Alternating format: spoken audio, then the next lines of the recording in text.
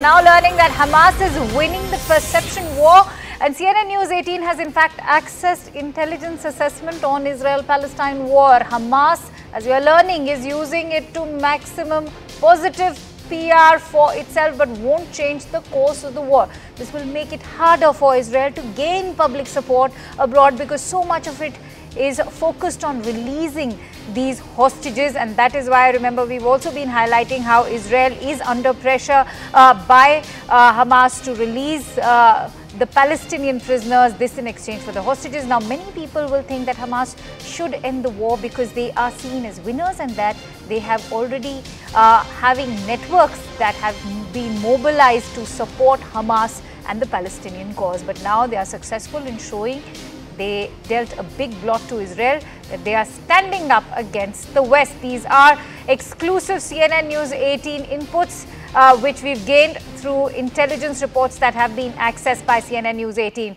Now, it also goes on to say that Hamas is also managing to create a moral equivalency with Israel. Hamas is now seen as standing up for Palestinians and against a more powerful oppressor. Hamas has probably had more recruits now than ever before since they came into existence. For more details, let's quickly go across to our international news correspondent, Abhishek Jha, who's joining me on the phone line. Abhishek, whenever we see a war take off, there's always a parallel war, and that is of propaganda. How this time in this Israel-Hamas war is Hamas using propaganda as a tool to gain or garner sympathy towards itself?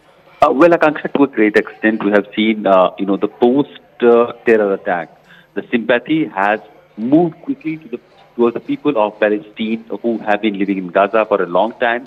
And what the Hamas did as an act of terrorism in Israel on 7th of October, that has been, to a great extent, now been, overshadowed by what has happened to the people in Gaza, where about 12,000 people have been killed by the brutal counteroffensive that Israelis have done against Hamas. So the massive number of casualties is something that has attracted the world attention, and this is what experts believe now could be used by Hamas as an advantage.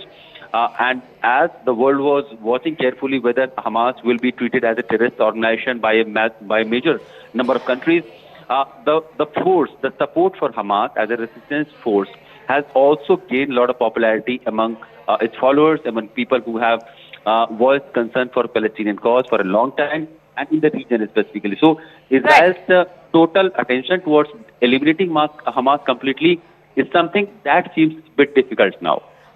It's also been observed that Hamas has been very efficiently using AI-generated images to sort of garner sympathy. Remember, there have been images of babies trapped in rubbles, of a boy who was spotted standing next to a dead mother. These are all AI-generated images. So remember, they're also using social media as a tool to sort of garner more sympathy in favor of Hamas, and that Hamas wants to project that they are the ones who are fighting for the Palestinian cause and that Israel doesn't want Palestine to exist. So when you look at the role that social media, AI, even China is playing as far as TikTok and using propaganda via TikTok is concerned, I want you to throw light on how AI and social media platforms are being used not just by Hamas but also by China to sort of propagate a narrative in favor of Hamas.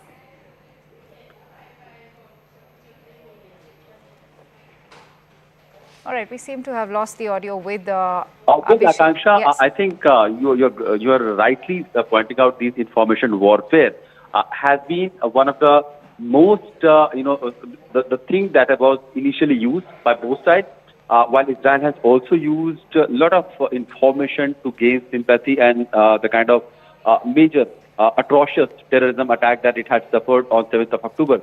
Hamas people in Hamas side are also using those pictures of tragedy, pictures of destruction to gain sympathy among the leaders of the world, among the people around the world. And we have seen to a great extent they have been successful also, as tens of thousands of people across the world in many major cities, in Paris, in London, in Belgium, they have all marched across supporting Palestinian cause and calling for a ceasefire and calling the action of Israel against Palestinians as atrocities.